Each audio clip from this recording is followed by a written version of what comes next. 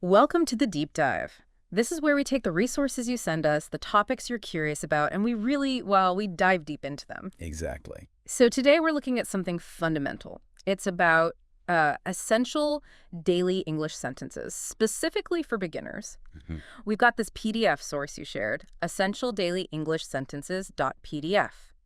And our goal, our mission today, is to arm you with those common phrases you need to start having real conversations in English. Yeah, it's like getting your starter pack for English conversation. These Yeah. aren't just random words. They're phrases that, actually work in everyday situations. Right. It's about how they function in real life. Precisely. Yeah. And it's kind of surprising how just a few key phrases can get you quite far, actually. Okay, let's jump in then. First section, conversation starters, greetings, how you kick things off. These essentials. First phrase on the list is, how's it going? Now, many of you probably know, how are you? So this is like a variation. It is, yeah. A very, very common one, how's it going, is generally, well, more informal, more casual. Though you'll hear it in workplaces too, if the atmosphere is relaxed. And the source mentions something about pronunciation. Ah, yes. This is key. Native speakers often link the words, so it sounds more like, how's it going? How's it going? Right. Yeah, and that final G often gets dropped or is really soft. It's one of those little things that makes speech sound more natural, more fluid. Good tip. And the reply the source suggests. Nice and simple. Pretty good. How about you? Haha. Keeps the conversation alive, doesn't it? Puts the ball back in their court. Exactly. And the main advice here, for all these really, is to actually say them Yeah. out loud. Yeah, you've got to practice. Get your mouth used to making those sounds. It's physical, isn't it? Like learning any skill. You have to practice the motions. It feels awkward at first, maybe. Definitely. A bit clumsy, but then it gets easier. Mm-hmm. Builds confidence, too. Okay, number 2. What have you been up to? This feels a bit more, I don't know, involved than just I. It is. Yeah. It's inviting the other person to share a bit more, like, about their recent life, what's been happening. That's right. The source gives a great example. Long time no see. What have you been up to? Perfect for when you bump into someone you haven't seen for a bit. And the typical response given. Not much. Just working a lot. A classic. So many people say that. It's almost the default answer, isn't it? Not much. Could mean anything. It really could. It's polite, concise, doesn't force you into a long story unless you want to give one. Again, the advice is practice saying it. Let's I'm- try. Long time no see. What have you been up to? Not much, just working a lot. It flows pretty well. Yeah, that not much. It's sort of a placeholder sometimes, isn't it? It can be. It signals nothing major to report, but leaves the door open if the other person wants to ask more. It's subtle. Okay, and that leads nicely into phrase number 3. Yeah. I've been keeping busy. Exactly. This is listed as a common response to, what have you been up to lately? Makes sense. Yeah, in a lot of English-speaking cultures, being busy is, well, almost expected. Or seen as a good thing, maybe. Like a badge of honor. Yeah. So, I've been keeping busy is a safe, easily understood answer, even if busy just meant watching TV. Ah, right. So you can kind of see a mini conversation forming here. You can. What have you been up to lately? Oh, not much. Yeah, me neither, really. I've been keeping busy, though. It's like a little script for catching up briefly. Exactly. These first few, they seem simple, but they're the absolute foundation. Get these down, practice them, and you're on your way. Like basic chords on a guitar. Nice analogy. Okay, let's move on. Talking about your day. 3 phrases here. First, I've got a lot on my plate today. Mm-hmm. And you spotted it right away. Plate. Yeah, sounds like food, but it's not, right? An idiom. Spot on. It's an idiom. The image is a plate piled high with food, but it means you have lots of tasks, lots of responsibilities, things to do. Okay. The source reminds us, I've is just I have. Yeah. And yeah, definitely not about eating. The example is useful a coworker asking about lunch. Right. Want to grab lunch? Oh, I'd love to, but I've got a lot on my plate today. Maybe another time. Perfect. Polite refusal. Everyone understands. That means you're swamped. We've all been there. Definitely. Try saying that one aloud, too. Need that slightly regretful tone. Yeah, tone matters. And idioms, they're great because they're vivid, but tricky for learners because the meaning isn't literal. Gotta learn them in context. Exactly what the source helps with. Okay, next one for a tough day. I just need to get through today. Oh, I feel this one. Me too.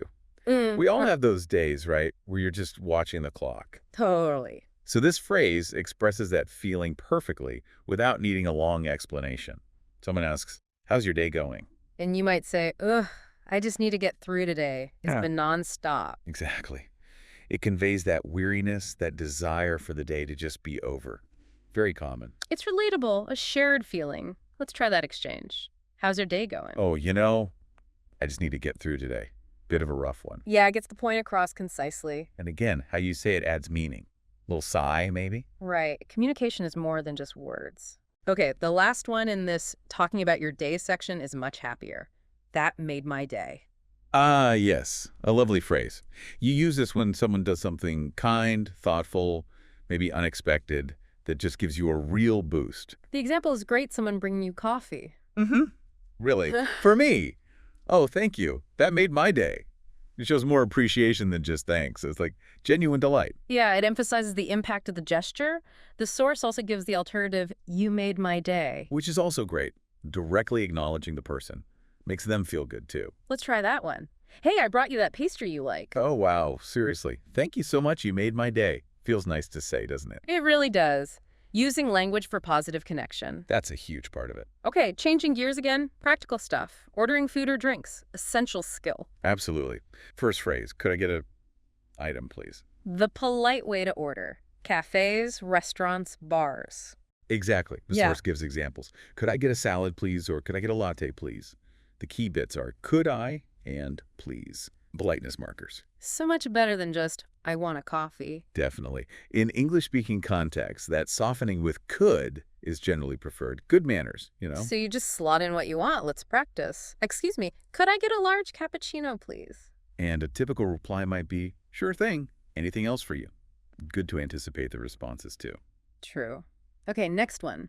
Helpful if something isn't quite right, especially clothes shopping. Do you have this in a different size? Yeah, very useful. The source example is trying on a jacket. It doesn't fit. So you'd say, I like this jacket, but do you have this in a different size? Exactly. And as you hinted earlier, you could adapt this. Do you have this in blue? Do you have this in a smaller size? Right. The basic structure works for different variations. Mm-hmm. The example dialogue continues. Sure, what size do you need? Very standard interaction in a shop. Let's practice that bit. Excuse me. I really like these shoes, but do you have them in a different size? Let me check for you. What size are you looking for? Straightforward. Gets the job done politely. And noticing those patterns, Yeah. like do you have? Froob helps you form other questions too. Good point. Okay, last one in this section, very practical today. Can I pay with a card? Essential. Yeah. Especially if you're traveling or just in a new shop. Can't assume everywhere takes cards. Right. The source notes that cards are common, like in the US, but not universal. Exactly. So asking, can I pay with a card here? Or maybe, do you take cards? Yeah. It's just smart. Avoids awkwardness later. The example response is reassuring. Yes, that's no problem. Hopefully you hear that. Let's try it. Excuse me, just wondering, can I pay with a card? Yep. We accept all major cards. Simple but crucial info. These practical phrases really build confidence for everyday stuff. Okay, on to the social side again. Making plans. 3 phrases here. First, are you free this weekend? Classic opener for suggesting something. And the source clarifies free means available, right? Right. Not costing zero. Important distinction. Yeah. The example is short and sweet. Hey, are you free this weekend? Yeah, I think so. What's up? Perfect. Opens the door without committing yet. It's low pressure, gauges availability and interest. Let's try. Hiya, are you free on Saturday evening? Possibly. Why? What did you have in mind? See, now we can discuss ideas. Exactly. Test the waters gently. Next phrase for suggesting an activity. Let's grab a bite to eat. Sounds casual. That's the idea. It implies something informal, maybe quick. A sandwich, coffee and cake. Yeah. Maybe a light lunch, not usually a fancy long dinner. Okay. The example connects it to feeling hungry. Feeling kind of hungry, let's grab a bite to eat. Sure, sounds good to me. Easy agreement there. Perfect for spontaneous let's get food moments. Try it. Man, I'm starving, want to grab a bite to eat. Definitely. I could eat. Where are you thinking? Plan forming. And that leads us right into the next one for agreeing. Which is Sounds good to me. simple, positive agreement. Like saying yes to a suggestion. Exactly. The example's about meeting time. Let's meet at 7. Reply. Sounds good to me. Clear, concise, yes. Although the source humorously notes you might need to check AM or PM. Ah, yes. Context is everything. Don't want to be 12 hours early or late. True that. Let's practice. Shall we aim for coffee around 10:30 tomorrow? Sounds good to me. Easy peasy. These planning phrases are key for building connections, aren't they? Absolutely essential for a social life in English. Okay, last category. Very important. Asking for help, especially in new places. First phrase. Excuse me, do you know where place is? Your go-to for asking directions or finding locations politely. Excuse me is the crucial starting point. Gets attention respectfully. Then you slot in the place. Source gives examples like the train station or the nearest restroom. Useful examples. The template is adaptable. Let's try the bank example. Excuse me, do you know where the nearest bank is? And hopefully you get a helpful answer like, yes, there's one just down that street on the left. Fingers crossed. The structure, do you know where X is really fundamental for asking about locations. Master that, and you're set for many situations. Okay, second phrase for getting help. I'm looking for something or someplace. How's this different? It can feel a little softer, maybe less direct, like you're stating your situation first. The example illustrates it well. Hi, excuse me, I'm looking for the post office. Could you tell me how to get there? States the need, then asks for help. It's a gentle approach. Let's try. Excuse me, sorry to bother you. I'm looking for a pharmacy. Oh, sure, there's one just around the corner. Again, hopefully helpful. Using phrases like this shows you're making an effort. People usually respond well to that. Generally, yes. Okay, final phrase. And maybe the most vital for any language learner. Could you say that again? Absolutely indispensable. A lifesaver. Use it anytime you don't understand. Someone speaks too fast. Or uses words you don't know. Or it's noisy. Exactly. Could you say that again? Is always appropriate. The source uses the example of not catching a price. Someone says $15.95. And if you didn't hear it clearly, you'd say, oh, sorry, could you say that again? Precisely. It's much, much better than guessing or just nodding along. Shows you want to understand. Let's try. Okay, your total is $23.80. Sorry, could you say that again? Yeah. Simple, direct, super useful. It really is. Gives the other person a chance to repeat, maybe slower or phrase it differently. Shows engagement. Wow, okay. This one feels like it's asking for a bit more information. It does, yeah. Usually you wouldn't lead with this immediately, unless maybe you haven't seen the person in a while. It invites them to share something about their recent life. Like the example, long time no see, what have you been up to? Right. And the reply there is, not much, just working a lot. Which is, quite a common response these days, isn't it? Just working a lot. It really is. Hey. Maybe says something about our modern pace of life, you know, always busy or feeling like we should be busy. Or maybe it's just an easy, safe answer if you don't want to go into detail. That too. It functions as a perfectly acceptable, concise response. Doesn't require a long story. Okay, and that leads us nicely into the third phrase, I've been keeping busy. Often used as a direct answer to, what have you been up to? Exactly. It's a neat little package. Acknowledges the question, confirms you've been active, but doesn't necessitate listing everything you've done. The example shows that loop. What have you been up to lately? And the answer? Oh, not much. I've been keeping busy. Polite closes the topic for now. So those three give you a good start for just initiating contact, catching up briefly. A really solid foundation for those initial moments. Right. So moving on from greetings, the PDF dives into phrases for talking about your day. The first one is, I've got a lot on my plate today. Ah, a great idiom. Yeah, I like this one too. It's visual. You immediately get a sense of being overloaded. And it's crucial to understand it is an idiom. It's not about food, obviously. It means you have many tasks, responsibilities. You're just swamped. Yeah, the example they give is good. A coworker asks about lunch. Right. Do you want to grab lunch later? And the reply is, I'd love to, but I've got a lot on my plate today. Maybe another day. See, it's a polite way to decline. You're giving a reason being busy without having to list every single meeting or deadline. It definitely softens the no. Just saying no, I can't can sometimes feel a bit abrupt. This explains why. Exactly. That indirectness is often important, especially in workplace or social settings. Maintains the relationship. Okay, the next one for talking about your day takes a different turn. I just need to get through today. Oof. Yeah, we've all had those days, haven't we? Definitely. This phrase taps right into that feeling of just surviving a tough day. Stressful, difficult, overwhelming. It conveys that sense of endurance. Just gotta make it to the finish line of the day. The example dialogue captures it well. How's your day going? And the response, ugh, I just need to get through today. It's been so busy. That initial, ugh, Adds so much feeling, too. It really does. It signals exhaustion or frustration immediately. It's a very relatable sentiment. And it often generates empathy, you know? The listener usually gets it. They might offer sympathy or just understand you're not having the best time. Without you having to list all the reasons why it's a bad day. Precisely. It's shorthand for I'm struggling a bit right now. Okay, but on a brighter note, the next phrase is much more positive. That made my day. Ah, yes. This is a lovely one. It feels like more than just thank you, doesn't it? Much more. It expresses a deeper level of appreciation. It signifies that someone's action had a genuinely positive emotional impact on you. The coffee example in the PDF illustrates this perfectly.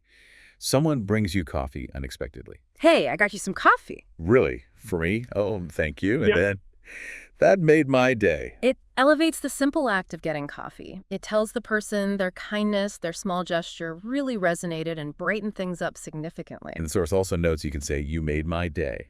Puts the focus right on the person. Yes, attributing the positive feeling directly to them. It's a wonderful way to express gratitude and strengthen a connection. Feels good to say, feels good to hear. Absolutely. Okay, so we've covered talking about the good days and the tough days. Now, let's shift to something very practical. Ordering food or drinks. Essential skills. First up, could I get an item, please? Seems straightforward, but the politeness factor is key here. Absolutely. Using could I get is a standard, polite way to order in cafes, bars, restaurants. It's a request, not a demand. The example is simple. Hi, could I get a medium latte, please? And the likely response, sure. Do you want anything else? Clean, efficient, polite. And that word please at the end. Non-negotiable for politeness. Oh, completely. It costs nothing and makes a huge difference in tone. No. Turns it from an order into a respectful request. You'll always want to add that. Good tip. Okay, next in this category, something for shopping. Do you have this in a different size? Ah, the eternal clothing store question. Happens all the time, right? You find something you like, but it's just not the right fit. Exactly. This phrase is your go-to. It's direct, clear, and polite. The example. I like this jacket, but do you have this in a different size? And the likely follow-up from the staff. Yeah. Sure, what size do you need? Yeah. Very standard interaction. It just gets straight to the point without any fuss. You're stating a need, asking for an alternative. Keeps it simple. Okay, final one in this practical section. Can I pay with a card? Still relevant, even now. Yeah, the source mentions that in the U.S., cards are super common, but it's still a good question to ask, just in case. You never know. Exactly. Small shops, market stalls, maybe temporary technical issues. It's always safer to confirm before you get to the checkout. Avoids that awkward moment. The example is simple. Excuse me, can I pay with a card here? Yes, that's no problem. Or, occasionally, sorry, cash only, which is why you asked. Definitely avoids potential hassle for everyone involved. Good habit to get into, especially when traveling. For sure. All right, changing gears again. Now we're talking about making plans with people. First phrase. Are you free this weekend? A classic opener for suggesting getting together. And the clarification in the source is important. Free means available time-wise, not cost-wise. Yes, that's a key distinction for learners. It's about having unscheduled time. The example dialogue is basic. Hey, are you free this weekend? Yeah, let's do something. Beep. It's an initial probe. Doesn't commit to anything specific yet, just gauges availability and interest. It's quite low pressure, isn't it? You're not immediately suggesting a 5-hour hike or an expensive dinner. Exactly. It opens the door. If they say yes, then you can figure out the specifics. If they say no, no big deal. Good strategy. Next phrase for planning. Let's grab a bite to eat. Another really useful, common one. And the nuance here, as the source points out, is that it usually means something casual, right? Not a fancy meal. Generally, yes. Grab a bite implies something relatively quick and informal. Lunch, a snack, maybe coffee and cake. Not usually a formal evening dinner. The example reflects that casual feel. I'm feeling kind of hungry. Let's grab a bite to eat. Sure, let's do it. Easy, spontaneous. It suggests a lower commitment of time and formality, making it easier for people to say yes on the spur of the moment. It's often more about the company than the food itself. Makes sense. And the final one in this planning section. Sounds good to me. The universal agreement phrase. Simple, effective. Use it when someone suggests something and you're happy with it. Exactly. The example is, let's meet at 7. Sounds good to me. Done. Plan agreed. And the source adds a funny note about context, usually telling you if it's 7 a.m. or p.m. Context is everything. But the phrase itself is crystal clear. It means, yes, I agree to that plan. No ambiguity. Signals you're on board, ready to go. Very useful. Okay, final category. Phrases for asking for help. Super important. The first one is, excuse me, do you know where place is? Your absolute lifeline when you're lost or looking for something specific in an unfamiliar place? That, excuse me, at the start is vital, isn't it? For politely getting someone's attention. Crucial. You don't just walk up and demand information. Excuse me signals a polite interruption. Then you ask your question. Example. Excuse me, do you know where the nearest bank is? Sure, it's right around the corner, hopefully. Very practical for travelers or anyone new to an area. The source also mentions maybe showing something like a hotel card can help clarify. Yeah, visual aids are great, especially if there's a bit of a language barrier or maybe pronunciation uncertainty. Makes it really clear what you're looking for. Good point. Second phrase for asking for help. I'm looking for something someplace. This feels a little softer, maybe less direct than do you know where. I think so too. It's like you're stating your situation first, inviting help. Right. It signals, I need assistance finding this. The example. Hi, excuse me. I'm looking for the pharmacy. Is there one nearby? It seems less like putting someone on the spot. If they don't know, they can just say so without feeling how they failed a quiz. Exactly. It opens the door for them to help if they can, maybe even offer alternative suggestions. It feels a bit more collaborative. Nice alternative. And the last phrase, possibly the most important for any language learner. Could you say that again? Oh, absolutely essential. Non-negotiable. You will need this. Because people talk fast, use words you don't know, have different accents. Yeah. It's inevitable you won't catch everything first time. And there's zero shame in asking for repetition. It's much, much better than nodding along and having no idea what was just said. The example used is a price. A shopkeeper says, it's $14.75. And the response, could you say that again? Maybe they said it quickly, maybe the number is complex. This phrase clarifies. The source calls it a key part of your English toolbox. And that feels right. It prevents misunderstandings. It really does. It shows you're engaged and you want to understand. It keeps communication going rather than letting it break down. Don't hesitate. It's crucial. Yeah, it bounces it back. Exactly. It shows you're engaged in the conversation and interested in the other person, keeping the interaction balanced. So maybe we should try saying it, just to get the feel. Good idea. Okay. How's it going? Pretty good. How about you? There you go. Feels natural, right? Yeah, saying it out loud really makes a difference. Okay, so the next conversation starter is, what have you been up to? Ah, okay. Bit more involved. This one feels like it digs a little deeper than just a casual hello, you know? It does, yeah. What have you been up to? Basically asks about someone's recent activities or like experiences. It's a way to invite them to share a bit more about what they've been doing lately. The example the source gives is perfect for illustrating this. Long time no see. What have you been up to? You'd use this when you're reconnecting with someone after a while. Right, someone you haven't seen in ages. And the suggested reply is quite, well, to the point. Not much, just working a lot. Yeah. Seems like that's a pretty universal experience these days. Absolutely.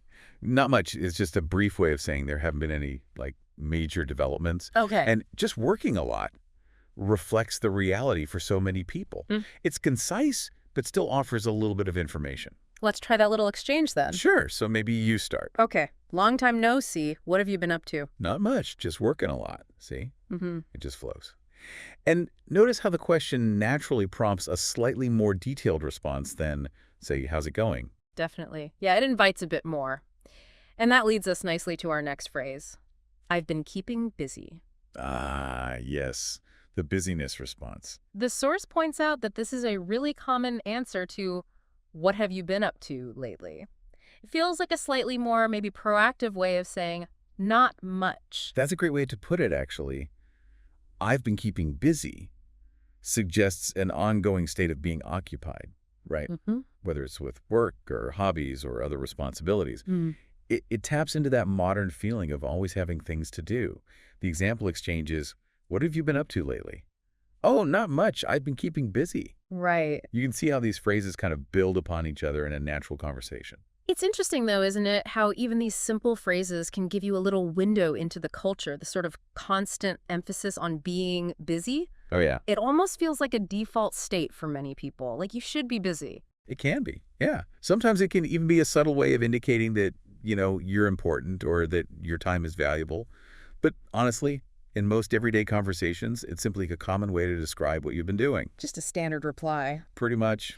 Let's try this whole exchange. You ask me. Okay. What have you been up to lately? Oh, not much. I've been keeping busy. Moving on then to our next category, which I think is something we can all relate to. How to talk about your day. Yes, the daily grind or the daily joys. Exactly. The first phrase here is, I've got a lot on my plate today.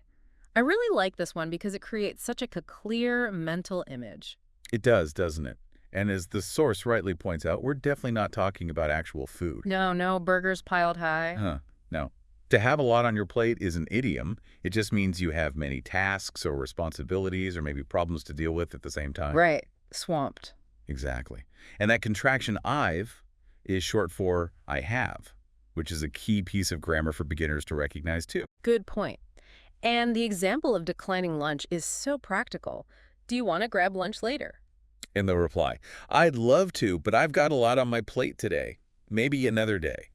It's just a polite and concise way to say you're busy without having to list everything you need to do. It just gets the message across effectively. Oh, really does. Let's practice that little exchange. Do you want to grab lunch later? I'd love to, but I've got a lot on my plate today. Maybe another day. It sounds very natural, doesn't it? Very common. It does. And that politeness is so important in social interactions, isn't it? This phrase acknowledges the invitation while clearly stating your lack of availability without being, like, overly negative or blunt. Yeah, it softens the no. Mm. Okay, the next phrase for talking about your day is something I think we've all felt at some point. I just need to get through today. Oof. Yes. The survival mode phrase. It definitely sounds like it's reserved for those tougher days. Exactly. This phrase is used when you're experiencing a difficult or stressful or just generally challenging day. It conveys a sense of just wanting the day to be over. Right. The example provided is, how's your day going? And the response, ugh, I just need to get through today. It's been so busy. That so busy really emphasizes the feeling, doesn't it? Like you're just wading through it. It does. It's a way to acknowledge that things are tough without necessarily going into all the specifics. It's almost a way of saying, hang in there, self. I'll be glad when this day is over. Let's try that one. How's your day going? I just need to get through today. It's been so busy. You can almost hear the weariness in that response, can't you? Yeah, you really can. The tone would be key there. Definitely. And the intonation would likely be a little lower, perhaps with a slight sigh implied. Those nonverbal cues, even implied ones, add so much to the meaning. Okay, our final phrase in this talking about your day category is a much more positive one, thankfully. That made my day. Okay. Lovely phrase, yes. Yeah. This is what you say when something good happens, even if it's something small, right? Absolutely. That made my day is used when someone does something kind or thoughtful that brings you joy, lifts your spirits. The coffee example from the source is perfect. Hey, I got you some coffee. Really? For me? Oh, thank you. That made my day. It just shows genuine appreciation and highlights the positive impact of the other person's action. And the source also mentions you can say, you made my day, which is equally effective, just slightly different focus. Yeah, focusing on the person versus the action. It's such a lovely phrase to both hear and to say, I think. I agree. It really emphasizes the positive effect someone has had. Let's try that exchange. Hey, I got you some coffee. Really? For me? Oh, thank you. That made my day. It's a simple interaction, but it carries a lot of warmth, doesn't it? It really does. And taking the time to notice and acknowledge those small positive moments can really boost everyone's spirits, I think. Definitely. Okay, now we're moving into a very practical area, ordering food or drinks. Essential skill. Absolutely. The key phrase here is, could I get an item, please? The source makes a point about how polite this structure is. Yes, absolutely. Using could I get, please, is a very polite and, frankly, standard way to order in cafes, bars, restaurants, you name it. Why could? What makes it polite? Well, could is a modal verb, and it softens the request. It makes it less direct than saying, I want, or, heaven forbid, give me. Right, less demanding. Exactly. And, of course, adding please is just fundamental politeness in English. The example is straightforward. Hi, could I get a medium latte, please? And the response, sure. Do you want anything else? See? It's a straightforward and universally understood way to place an order. There's really no room for misunderstanding there. Let's practice that. Hi, could I get a medium latte, please? Sure. Do you want anything else? Simple and effective, can't go wrong. Nope. And, just remembering to use a polite tone of voice will only enhance the positive impact of those words. Makes the interaction smoother. Good point. Okay, our next category is all about clothes shopping, another practical one. Very practical, especially if you like shopping. The first phrase is, do you have this in a different size? This is a lifesaver when you find something you like, but it doesn't fit quite right. Absolutely, a total lifesaver. When you're trying on clothes and the thighs isn't what you need, do you have this in a different size? Is the direct and appropriate question to ask a store employee. Mm-hmm. The example given is, I like this jacket, but do you have this in a different size? And the likely response, sure. What size do you need? Exactly. It clearly communicates your interest in the item while addressing the problem of the incorrect size. Straightforward. It gets straight to the point and avoids any, awkwardness about it not fitting. Let's try that one. I like this jacket, but do you have this in a different size? Sure. What size do you need? It's such a useful phrase to have ready when you're shopping, isn't it? Oh, definitely. Saves a lot of miming. It is indeed. Knowing how to ask this smoothly can make the whole clothes shopping experience much less frustrating. Okay, the second phrase for shopping is, can I pay with a card? The payment question. Crucial. The source mentions that while using a card is super common in many places, especially, say, in the US, it's still a good question to ask in other countries or maybe even in smaller shops anywhere. That's right. While electronic payments are becoming more and more widespread, it's always a good idea to double-check if a business accepts card payments, especially if you don't happen to have cash on you.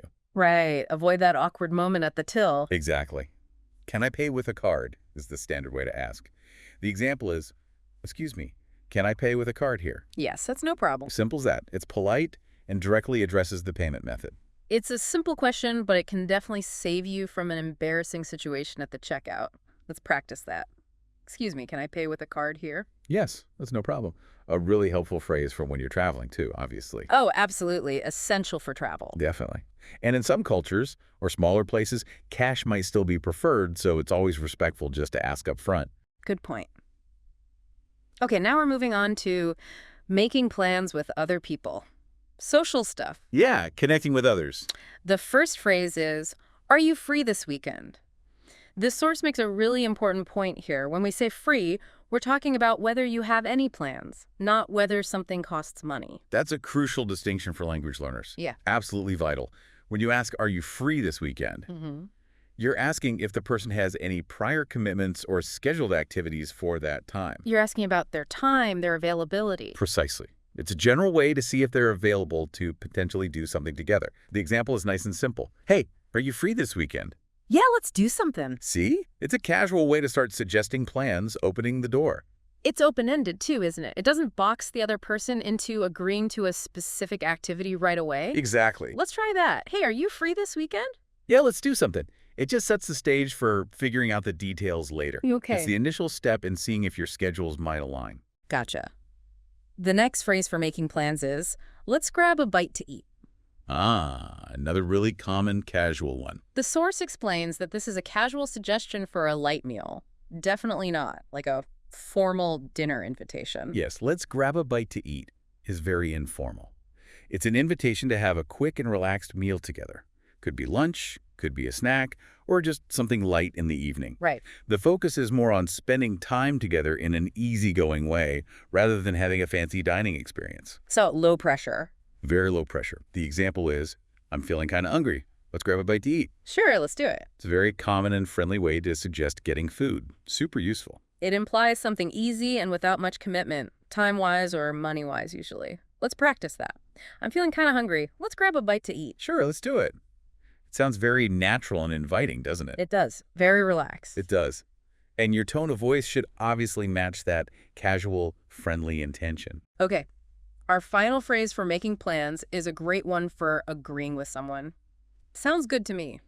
Simple, positive, effective. It is simple, but really effective, yeah. Sounds good to me is just a straightforward way to express your agreement with a suggestion or a plan someone's proposed. Like the example, let's meet at 7. Sounds good to me. Mm-hmm. It indicates that you're happy with the proposed time or arrangement. Now, the source humorously points out that you might, need to clarify if it's 7 a.m. or 7 p.m. depending on the context. Oh, yes, good But point. generally, it's a clear way to say, yes, I agree. It's concise and positive, confirms the plan, Let's try that. Let's meet at 7. Sounds good to me. Easy peasy. Exactly. It keeps the conversation moving forward and confirms that everyone is on the same page. No ambiguity. Right. Now we're on to our last category for today. Phrases for asking for help. Also incredibly important. We all need help sometimes. We do. The first one is very polite. Excuse me, do you know where something is? Yes, starting with, excuse me, is a really important element of politeness when you need to approach and ask a stranger for help. Can't skip that. No, definitely signals you need their attention politely. And then, do you know where planner is? Is a direct yet respectful way to inquire about the location of a place, or maybe an object. The example. Excuse me, do you know where the nearest bank is? Sure, it's right around the corner. A very standard and effective way to get directions or information. You'll hear and use this a lot. It shows that you're being considerate of their time and, being respectful by asking politely. Let's practice that. Excuse me, do you know where the nearest bank is? Sure, it's right around the corner. A fundamental phrase for navigating new places, wouldn't you say? Oh, absolutely. Couldn't manage without it. Indeed. And in any unfamiliar environment, it's an absolutely essential tool to have in your pocket. Okay, the next phrase is another polite way to ask for help from someone you don't know. I'm looking for something or someplace. Right, I'm looking for is maybe a slightly less direct way to ask for help compared to, do you know where Kalendi is? How so? Well, it explains your situation first, I'm looking for, and then it kind of invites the other person to offer assistance if they can. The example is, hi, excuse me, I'm looking for the pharmacy. Is there one nearby? Ah, okay. That addition, is there one nearby, makes it more direct again. Exactly. It encourages a more specific and helpful response, rather than just leaving it hanging. So it's maybe a gentler way to approach someone without immediately putting them on the spot with a direct question. Precisely. Let's try that. Hi, excuse me, I'm looking for the pharmacy. Is there one nearby? Oh, yes, it's right around the corner. It feels a little less demanding somehow. It does. It gives the other person just a moment to understand your need and then offer help if they're able to. Okay, our final phrase, and honestly a really crucial one for anyone learning English is, could you say that again? Oh, massively important, yes. The source really emphasizes how valuable this simple question can be. Absolutely. Could you say that again? Is incredibly useful when you don't understand what someone has said. Maybe they spoke too quickly. It happens all the time. Or they used words you haven't learned yet. Or maybe there was just too much background noise. And again, using could makes it a polite request. Right. Not what. Definitely not just what. The example in a shop is so realistic. Excuse me, how much is this? It's $14.75. Could you say that again? It's a perfectly normal and acceptable thing to ask. Nobody will mind. No, absolutely. It shows that you're engaged and you really want to understand and gives the other person a chance to repeat, maybe slower, or clarify. Exactly. Let's practice that. Excuse me, how much is this? It's $14.75. Sorry, could you say that again? It's a phrase that can prevent so many misunderstandings, honestly. It really can. Don't ever be afraid to use it. Yeah. Seriously, it's not a sign of weakness. It's a sign of your commitment to learning and communicating effectively. Well, wow, we've really covered a lot of ground today, haven't we? Taking a proper deep dive into these essential daily English sentences. We really have. From those first greetings right through to asking for assistance when you're lost or confused. It's quite amazing how these seemingly straightforward phrases really form the foundation of so many everyday conversations. They truly do. And understanding not just what these phrases mean, but also when and how to use them. Yeah, the context. Along with those all-important pronunciation tips we touched on, like the linking and dropping sounds. That's absolutely key to building real confidence in speaking English. These phrases provide a fantastic starting point for beginners to begin communicating in a whole wide range of common everyday situations. And remember, for all of you out there listening who want to keep learning and practicing this stuff, the original source, speakenglishwithvanessa.com, has that fantastic free PDF worksheet we mentioned. Oh yeah, the worksheet. It includes all 15 of the phrases we've discussed today, plus they threw in 5 bonus phrases specifically for getting to know people better. Ooh, nice bonus. And even that quiz to test what you've learned. It's a really valuable resource to have at your fingertips, I think. It really is. Having those extra phrases for starting slightly deeper conversations can be incredibly beneficial as you become more comfortable. Getting past the basics. Right. And the quiz is just a great way to reinforce everything we've talked about in this deep dive. We definitely recommend checking it out if you can. So here's what I'd suggest. Maybe a little call to action for you listening. Try to use just one or two of these phrases in your next English interaction. Yeah, start small. It could be as simple as saying, "How's it going?" to someone you meet. Remember how it sounds? Like, "How's it going?" Crew, keep in mind the typical responses, "Pretty good," and just give it a try. See how it feels. Exactly. Don't worry about making mistakes. Please don't. That's a natural and, frankly, essential part of the learning journey. Nobody gets it perfect first time. So true. The more you practice using these phrases in real conversations, the more natural they'll feel and the more confident you'll become. Think about the kinds of situations you encounter each day where these phrases might fit, and maybe mentally prepare to use them. Good tip. Visualize it first. Yeah, a little mental rehearsal can really help. Okay. And on that note, let's leave you with this final thought. Every significant journey begins with a single step, right? Or in this case, perhaps a single well-chosen phrase. Nice analogy. Mastering these fundamental expressions isn't just about memorizing words. It's really about unlocking the door to countless conversations and ultimately building meaningful connections in English. That's the real goal, isn't it? Connection. Absolutely. So keep practicing, keep exploring, and most importantly, keep speaking.